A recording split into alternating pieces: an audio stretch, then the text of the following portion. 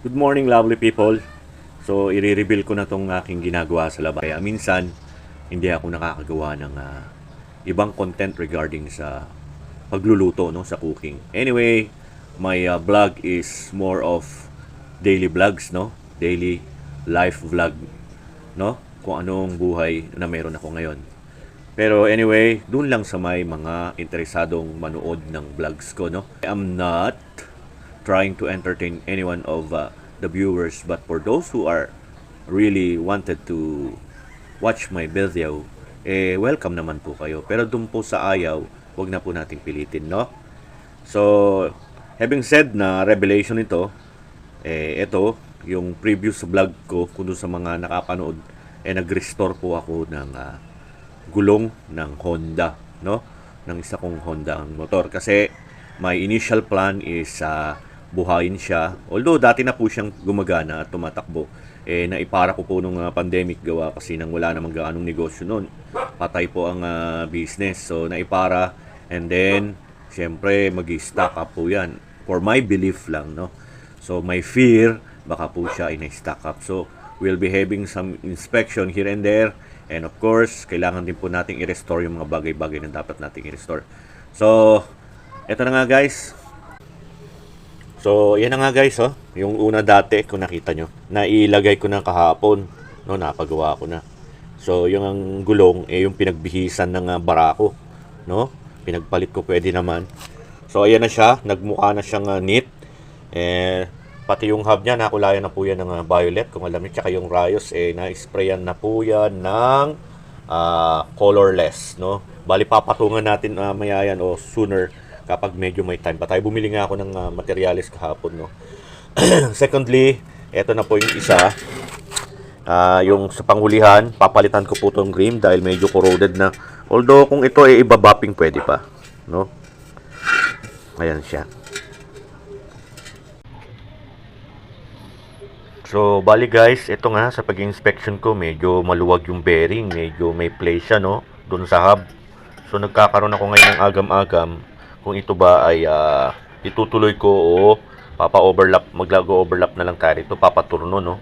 Papa-machine, tapos lalagyan ng sapi, no? Ng panibagong hub, tapos natin lalagay ito. Actually, sa mga remedyo, pwedeng lagyan niya ng tela ng maong, or di kaya lagyan ng seam na aluminum incan or yung seam na ginagamit sa alignment, no, yung copper, no, siguro 1,000 of an inch or 2,000 pwede na diyan, no, para walang alog lang. Kasi kung ire-restore mo to, tapos pagkari papalitan mo ng bagong rim, papalitan mo ng rayos, sayang lang po kasi yung yung labor costing na gagastusin mo.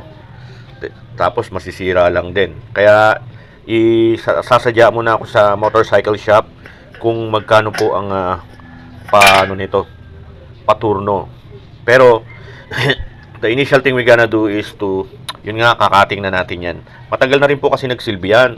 Siguro nasa 16 years na rin po, no? Kaya sulit na. Tsaka laki na ng kinita nito nung pandemic.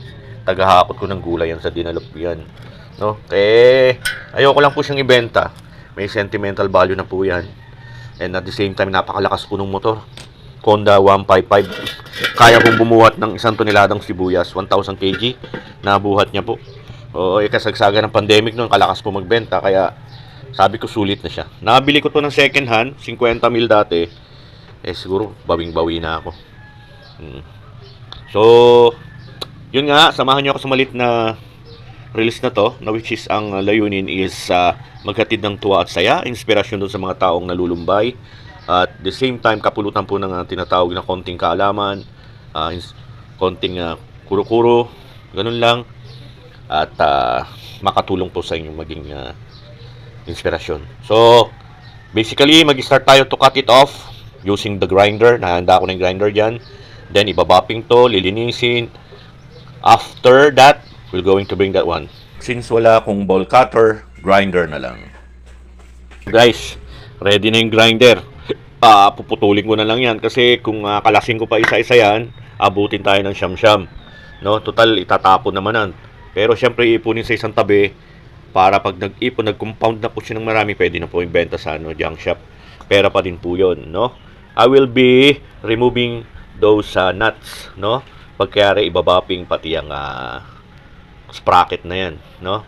Tapos yung pag nalinisan na po yung hub, dadali natin sa machine shop kung pwede pang ilapping ng yung boha, madagdagan. Kung hindi, syempre magpapalit na tayo ng boha niyan, no? Ng hub. Papalitan natin in order to fit that bearings.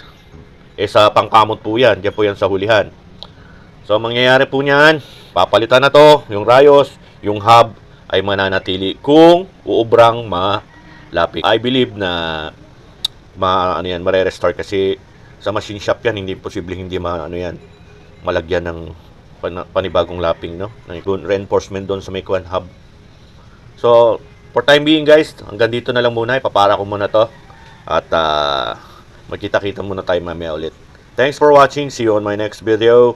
Rock and roll.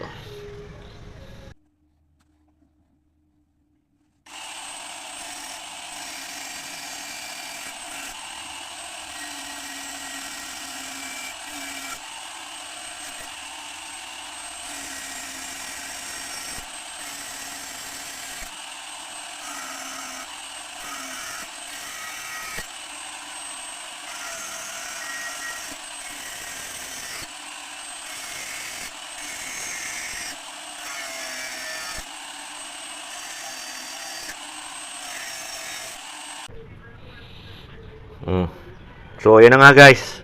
Nadali na. So, yun nga. Kagaya ng pag-usapan kanina, tatanggalin yung mga yan. No? Iko-compound, ipunin sa isang tabi. Pag dumami na, ibebenta ko. Pera din yan guys eh. No? Doon sa magbabakal, alam ko 17 pesos per kilo. Kung maka 10 kilo ka niyan, di 170. Pambili rin ng grasa. No? So, hanggang dito muna. Ipapara ko muna tong video na to. Pagkatapos, lilinisin ko yan, babapin ko. Sasadya muna ako sa machine shop. Tsaka sa motorcycle shop. Magka-canvas ako ng hub kung magkano.